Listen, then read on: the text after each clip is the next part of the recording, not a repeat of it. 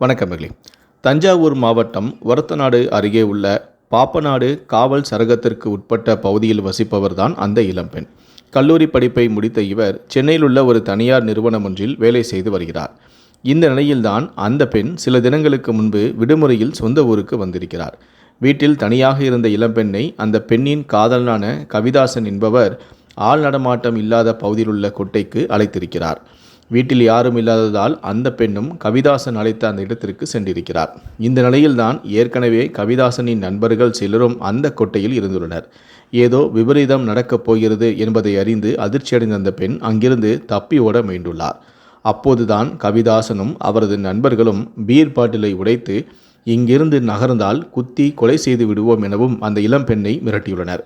அத்துடன் மிரட்டி ஆடைகளையும் அகற்றவும் செய்துள்ளனர். அப்போது இளம்பெண்ணின் இருபுறத்திலும் ஒருவர் கத்தியுடனும் மற்றொருவர் உடைந்த பீர் பாட்டிலுடனும் நின்று கொண்டிருந்தனர். இதையடுத்து கவிதாசனும் அவரை தொடர்ந்து மற்ற நண்பர்களும் அந்த இளம்பெண்ணை மாறி மாறி கூட்டு பாலியல் வன்கொடுமையும் செய்துள்ளனர். அப்போது இதை அவர்களுக்குள் ஒருவர் செல்போனில் வீடியோவும் எடுத்தது கொடுமையின் உச்சம். கஞ்சா போதையில் இருந்த அந்த கும்பல் கொஞ்சமும் பயமின்றி இந்த கொடூர செயலை செய்ததாக சொல்லப்படுகிறது. இது தொடர்பாக ஒரத்தநாடு அனைத்து மகளிர் காவல் நிலையத்தில் இளம்பெண்ணும் புகார் அளித்த நிலையில் வழக்கு பதிவு செய்து தற்போது விசாரணை மேற்கொள்ளப்பட்டது.